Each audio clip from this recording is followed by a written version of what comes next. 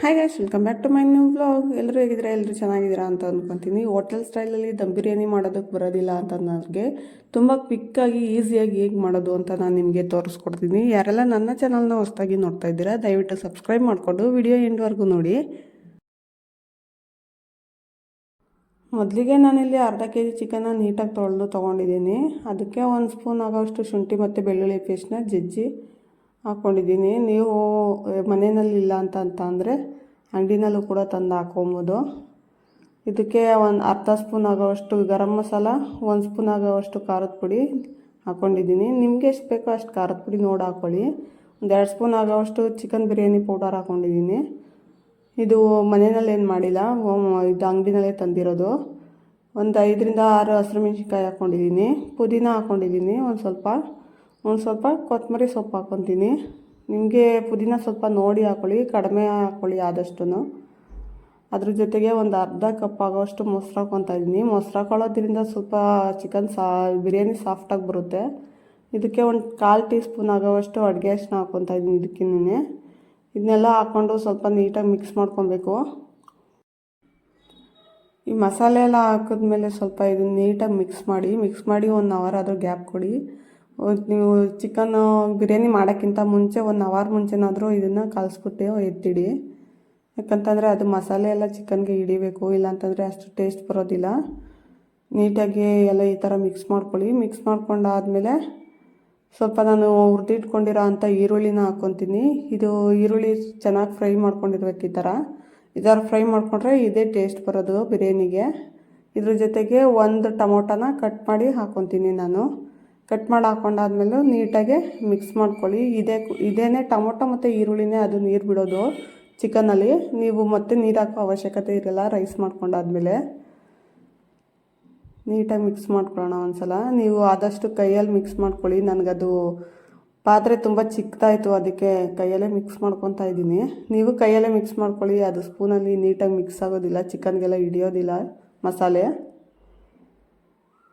ಇದಕ್ಕೆ ಇನ್ನೊಂದು ಸ್ವಲ್ಪ ಬಿರಿಯಾನಿ ಪೌಡ್ರ್ ಹಾಕ್ಕೊತಾ ಇದ್ದೀನಿ. ಅದು ಚಿಕನ್ಗೆ ನೋಡಿದ್ರೇ ಗೊತ್ತಾಗ್ಬಿಡುತ್ತೆ ಇದು ಮಸಾಲೆ ಕಡಿಮೆ ಆಗಿದೆಯಾ ಜಾಸ್ತಿ ಆಗಿದೆಯಾ ಅಂತನ. ಅಲ್ಲೇ ನೋಡಿ ಹಾಕ್ಕೊಂಬಿಡಿ ನೀವು.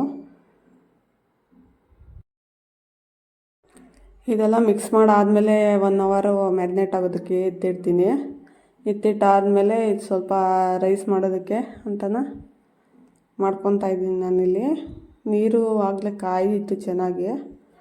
ಅದಾದಮೇಲೆ ನಾನು ಅಕ್ಕಿ ತೊಳೆದು ಹಾಕ್ಕೊತಾ ಇದ್ದೀನಿ. ನಾನು ಮನೆಯಲ್ಲಿ ಯಾವುದಿದೆಯೋ ಅದೇ ಅಕ್ಕಿನೇ ಬಳಸ್ತಾ ಇದ್ದೀನಿ. ನೀವು ಬೇಕಾದರೆ ಬಿರಿಯಾನಿ ಅಕ್ಕಿ ನಿಮಗೆ ಸಿಕ್ಕಿದ್ರೆ ಹಾಕ್ಕೊಳ್ಳಿ. ಇಲ್ಲ ಅಂತಂದರೆ ನಿಮ್ಮ ಮನೇಲಿ ಯಾವುದಿರುತ್ತೋ ಅದನ್ನೇ ಅಕ್ಕಿ ಕೂಡ ಬಳಸ್ಕೊಬೋದು, ಏನೋ ತೊಂದರೆ ಇಲ್ಲ. ಇದು ಸ್ವಲ್ಪ ಉಪ್ಪು ಹಾಕ್ಕೊಂಡು ನಿಮ್ಮ ಮನೆಯಲ್ಲಿ ಯಾವ ಸ್ಪೈಸಸ್ ಇರುತ್ತೋ ಅವನ್ನ ಹಾಕ್ಕೊಳ್ಳಿ. ಅದನ್ನ ಹಾಕ್ಕೊಂಡು ಅದ್ರ ಜೊತೆಗೆ ಕೊತ್ತಂಬರಿ ಸೊಪ್ಪು ಹಾಕ್ಕೊತಾ ಇದ್ದೀನಿ. ಕೊತ್ತಂಬರಿ ಸೊಪ್ಪು ಹಾಕೋದ್ರಿಂದ ರೈಸು ಸ್ವಲ್ಪ ಕಲರ್ ಚೇಂಜ್ ಆಗುತ್ತೆ, ಸ್ವಲ್ಪ ಹತ್ತತ್ರ ಗ್ರೀನ್ ಕಲರ್ ಬರುತ್ತೆ. ಅದರಿಂದ ಕೊತ್ತಂಬರಿ ಸೊಪ್ಪು ಹಾಕ್ಕೊತಾ ಇದ್ದೀನಿ. ನೀವು ಇದ್ದರೆ ಹಾಕ್ಕೊಳ್ಳಿ, ಇಲ್ಲ ಅಂತಂದರೆ ಸ್ಕಿಪ್ ಮಾಡಿ, ಪರವಾಗಿಲ್ಲ, ಏನು ಪ್ರಾಬ್ಲಮ್ ಇಲ್ಲ. ಅದಾದಮೇಲೆ ರೈಸ್ಗೆ ಇಟ್ಬಿಟ್ಟು ಇನ್ನೊಂದು ಕಡೆ ನಾನು ಚಿಕನ್ನು ಮ್ಯಾರಿನೇಟ್ ಮಾಡಿದ್ವಲ್ಲ ಅದಕ್ಕೆ ಸ್ವಲ್ಪ ಫ್ರೈ ಮಾಡ್ಕೊಳ್ಳೋಣ ಅಂತ ಎಣ್ಣೆ ಹಾಕ್ಕೊತಾ ಇದ್ದೀನಿ. ಒಂದು 5ರಿಂದ 6 ಸ್ಪೂನ್ ಆಗೋಷ್ಟು ಎಣ್ಣೆ ಹಾಕ್ಕೊತೀನಿ. ಅದ್ರ ಜೊತೆಗೆ ಮ್ಯಾರಿನೇಟ್ ಮಾಡ್ಕೊಂಡಿರೋ ಅಂಥ ಚಿಕನ್ ಹಾಕ್ಕೊತಾ ಇದ್ದೀನಿ. ಚಿಕನ್ ಹಾಕ್ಕೊಂಡು ಸ್ವಲ್ಪ ಈ ಥರ ಕೈ ಆಡಿಸಿ, ಸ್ವಲ್ಪ ಅದೇನು ತಳ ಹತ್ತೋದಿಲ್ಲ, ಸ್ವಲ್ಪ ನೀವು ಕೈ ಆಡಿಸ್ತಾ ಇರಿ. ಕೈ ಆಡಿಸಿ ಅದೇ ನೀರು ಬಿಟ್ಕೊಳ್ಳುತ್ತೆ, ನಾವು ನೀರು ಹಾಕೋ ಅವಶ್ಯಕತೆನೇ ಇರೋದಿಲ್ಲ. ಯಾಕಂತಂದರೆ ಅದಕ್ಕೆ ಎಲ್ಲ ಟೊಮೊಟೊ ಮತ್ತು ಈರುಳ್ಳಿ ಎಲ್ಲ ಹಾಕಿರ್ತೀವಲ್ಲ, ಅದೇ ನೀರು ಬಿಟ್ಕೊಳ್ಳುತ್ತೆ. ಅದನ್ನು ನೀಟಾಗಿ ಫ್ರೈ ಮಾಡ್ಕೊಬೇಕು. ಈ ಕಡೆ ರೈಸ್ ಕೂಡ ಆಗಿದೆ. ಇದನ್ನು ಸ್ವಲ್ಪ ನಾನು ಬಸ್ಕೊತೀನಿ. ಒಂದು 80% ಬೆಂದರೆ ಸಾಕು. ಇನ್ನು 20% ದಮ್ ಕಟ್ಟಿದ್ರೆ ಅದೇ ರೆಡಿಯಾಗಿ ಹೋಗುತ್ತೆ. ಅದರಿಂದ ನಾವೇನು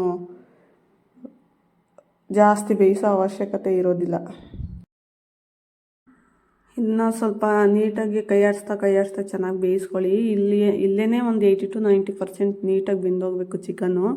ಮತ್ತು ದಮ್ ಕಟ್ಟಿದಾಗ ಸ್ವಲ್ಪ ನೀರು ಮಾತ್ರ ಹಿಂಗೋ ಥರ ಇರಬೇಕು. ಇಲ್ಲೇ ಚಿಕನ್ ಆದಷ್ಟು ಬೇಯಿಸ್ಕೊಳ್ಳಿ. ನೋಡಿ ತಿರ್ಕೊಂಡು ಬೇಯಿಸ್ಕೊತಾ ಇರಿ, ಸ್ವಲ್ಪ ಹೈ ಫ್ಲೇಮಲ್ಲಿ ಇಟ್ಬಿಟ್ಟು. ನೋಡ್ತಾ ಇರ್ಬೋದು ನೀವು, ಇಲ್ಲಿ ನೀಟಾಗಿ ಎಣ್ಣೆ ಬಿಡ್ತಾ ಇದೆ, ಅದು ನೀರೆಲ್ಲ ಬಿಟ್ಕೊಳ್ಳುತ್ತೆ. ಅದು ಫ್ರೈ ಆಗಬೇಕಾದ್ರೆ ನಾನು ಸ್ವಲ್ಪ ಉಪ್ಪು ಹಾಕ್ಕೊತಾ ಇದ್ದೀನಿ. ನೀವು ಅದನ್ನು ಚಿಕನ್ ಎಲ್ಲ ಕಲಸಿಡ್ಬೇಕಾದ್ರೇ ಹಾಕ್ಕೋಬೋದು. ನಾನಿಲ್ಲಿ ಚಿಕನ್ಗೆ ಇವಾಗ ಹಾಕ್ಕೋತಾ ಇದ್ದೀನಿ. ಆವಾಗಲೇ ಹಾಕ್ಬೇಕಿತ್ತು, ಬಟ್ ಇವಾಗ ಹಾಕ್ತಾಯಿದ್ದೀನಿ ಅಷ್ಟೇ. ನೀವು ಅದು ಮ್ಯಾರಿನೇಟ್ ಮಾಡಬೇಕಾದ್ರೆ ಹಾಕ್ಬಿಟ್ಟು ಇಟ್ಬಿಡಿ.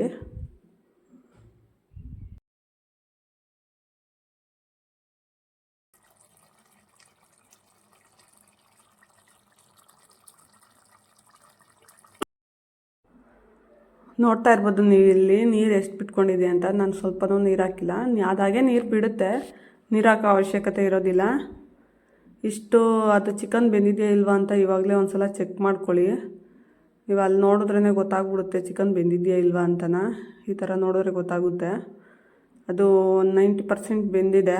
ಅದಾದಮೇಲೆ ಅದರಲ್ಲಿರೋ ಸ್ವಲ್ಪ ಗ್ರೇವಿನ ಎತ್ಕೊತಾ ಇದ್ದೀನಿ, ಇದು ಲಾಸ್ಟಿಗೆ ಬೇಕು. ಅದಕ್ಕೆ ಅದರಲ್ಲಿ ಸ್ವಲ್ಪ ಚಿಕನ್ ಎತ್ಕೊಂಡು ಸ್ವಲ್ಪ ರೈಸ್ನ ಈ ಥರ ನಾನು 2 ಲೇಯರ್ ಕಟ್ತಾಯಿದ್ದೀನಿ. ನೀವು ಎಷ್ಟು ಲೇಯರ್ ಬೇಕಾದರೂ ಕಟ್ಕೊಬೋದು, ಒಂದು 3 ಲೇಯರ್ 4 ಲೇಯರ್ ಕೂಡ ಕಟ್ಕೊಬೋದು.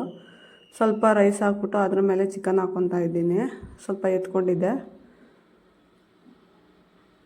ಹಿಂಗೆ ಹಾಕ್ಕೊಳ್ಳೋದ್ರಿಂದ ಸ್ವಲ್ಪ ಮಸಾಲೆ ಎಲ್ಲ ರೈಸ್ಗೆ ಹಿಡಿಯುತ್ತೆ. ಅದಾದಮೇಲೆ ಇನ್ನೊಂದು ಲೇಯರ್ ಕಟ್ಕೊತೀನಿ. ಇದನ್ನು ಕಟ್ಟೋಕ್ಕಿಂತ ಮುಂಚೆ ಸ್ವಲ್ಪ ಕೊತ್ತಂಬರಿ ಸೊಪ್ಪು ಮತ್ತು ಈರುಳ್ಳಿನ ಫ್ರೈ ಮಾಡಿಕೊಂಡು ಹಾಕ್ಕೊತಾ ಇದ್ದೀನಿ. ಅದ್ರ ಮೇಲೆ ಇನ್ನೊಂದು ಲೇಯರ್ ರೈಸ್ ಕಟ್ಕೊಬೇಕು.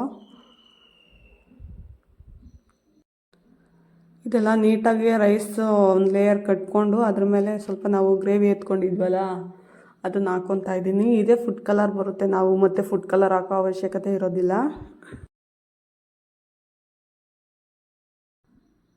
ಸ್ವಲ್ಪ ಇದನ್ನು ಹಾಕಾದ್ಮೇಲೆ ಈರುಳ್ಳಿನ ಫ್ರೈ ಮಾಡ್ಕೊಂಡಿರೋದು ಹಾಕ್ಕೊತಾ ಇದ್ದೀನಿ. ನೀವು ಒಂದೇ ಸಲ ಈರುಳ್ಳಿನ ಫ್ರೈ ಮಾಡ್ಕೊಂಡು ಒಂದು ಅರ್ಧ ಈರುಳ್ಳಿ ಮೆರಿನೇಟ್ಗೆ ಹಾಕ್ಕೊಳ್ಳಿ, ಇನ್ನೊಂದು ಅರ್ಧ ಈರುಳ್ಳಿ ಎತ್ತಿಟ್ಕೊಳ್ಳಿ, ಈ ಥರ ಬೇಕಾಗುತ್ತೆ. ಅದಾದಮೇಲೆ ಒಂದು ಸ್ವಲ್ಪ ಕೊತ್ತಂಬರಿ ಸೊಪ್ಪು ಹಾಕ್ಕೊತಾ ಇದ್ದೀನಿ. ಅದಾದಮೇಲೆ ಸ್ವಲ್ಪ ತುಪ್ಪ ಹಾಕ್ಕೊತಾ ಇದ್ದೀನಿ, ಒಂದು 2 ಸ್ಪೂನ್ ಆಗುವಷ್ಟು. ತುಪ್ಪ ಹಾಕೊಳ್ಳೋದ್ರಿಂದ ಮೇಲ್ಗಡೆ ರೈಸ್ ಬೆಂದಿರೋದಿಲ್ವಲ್ಲ ಅದು ಸ್ವಲ್ಪ ಸಾಫ್ಟಾಗಿರುತ್ತೆ. ಮತ್ತು ಸ್ವಲ್ಪ ಆಯಿಲ್ ಹಾಕ್ಕೊತಾ ಇದ್ದೀನಿ. ಮತ್ತು ಅದು ಒಣಗೋದಿಲ್ಲ ರೈಸ್ ಕೂಡ. ಅದಕ್ಕೆ 1 ಸ್ಪೂನ್ ಆಗೋವಷ್ಟು ನಾನು ಬಿರಿಯಾನಿ ಪೌಡರ್ ಹಾಕ್ಕೊತಾ ಇದ್ದೀನಿ. ಹಾಕ್ಕೊಂಡು ಒಂದು ತಪ್ಪಲೆಗಿಂತ ಚಿಕ್ಕ ಪ್ಲೇಟ್ನ ಸ್ವಲ್ಪ ಅದನ್ನು ನೀಟಾಗಿ ಫಿಲ್ ಮಾಡ್ಕೊಳ್ಳಿ. ಮೇಲ್ಗಡೆ ರೈಸ್ ಒಣಗಬಾರ್ದು, ಅದರಿಂದ ಅಷ್ಟೇ.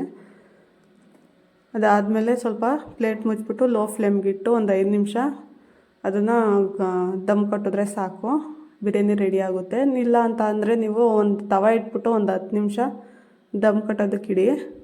ನೋಡ್ತಾ ಇರ್ಬೋದು ನೀವು ಇಲ್ಲಿ ಎಷ್ಟು ಸಾಫ್ಟಾಗಿ ಆಗಿದೆ ಅಂತ. ರೈಸ್ ಕೂಡ ಯಾವುದೇ ರೀತಿ ಅದು ಸಿಯೋದಿಲ್ಲ. ನೀಟಾಗೆ ಮಾಡ್ಕೊಬೇಕು, ಸ್ವಲ್ಪ ನೀವು ಮಾಡ್ಕೊಬೇಕಾದ್ರೇನೆ ಚೆನ್ನಾಗಾಗುತ್ತೆ. ಫೈನಲಿ ರೈಸ್ ಈ ಥರ ಬಂದಿದೆ, ತುಂಬ ಟೇಸ್ಟಿಯಾಗಿತ್ತು. ಮತ್ತು ತುಂಬ ಇದಕ್ಕೆ ಯಾವುದೇ ರೀತಿ ಈ ಥರ ಮಾಡಿಕೊಂಡ್ರೆ ನೀವು ಯಾವುದೇ ರೀತಿ ಶೇರ್ವ ಮಾಡ್ಕೊಳ್ಳೋ ಅವಶ್ಯಕತೆ ಇರೋದಿಲ್ಲ, ನೀಟಾಗುತ್ತೆ. ನೋಡಿದ್ರಲ್ಲ ಬಿರಿಯಾನಿ ಯಾವ ರೀತಿ ಮಾಡೋದು ಅಂತ. ಬಿರಿಯಾನಿ ಮಾಡೋದು ಕಷ್ಟನೇ ಅಲ್ಲ. ಈ ವಿಡಿಯೋ ಇಷ್ಟ ಆಗಿದರೆ ಪ್ಲೀಸ್ ಒಂದು ಲೈಕ್ ಮಾಡಿ, ನಿಮ್ಮ ಫ್ರೆಂಡ್ಸು ಮತ್ತು ಫ್ಯಾಮಿಲಿ ಮೆಂಬರ್ಸ್ಗೂ ಶೇರ್ ಮಾಡಿ, ಅವರು ಕೂಡ ವಿಡಿಯೋ ನೋಡಿ ಸಪೋರ್ಟ್ ಮಾಡಲಿ. ಇಲ್ಲಿಗೆ ಈ ವ್ಲಾಗ್ನ ಎಂಡ್ ಮಾಡ್ತಾಯಿದ್ದೀನಿ. Take care.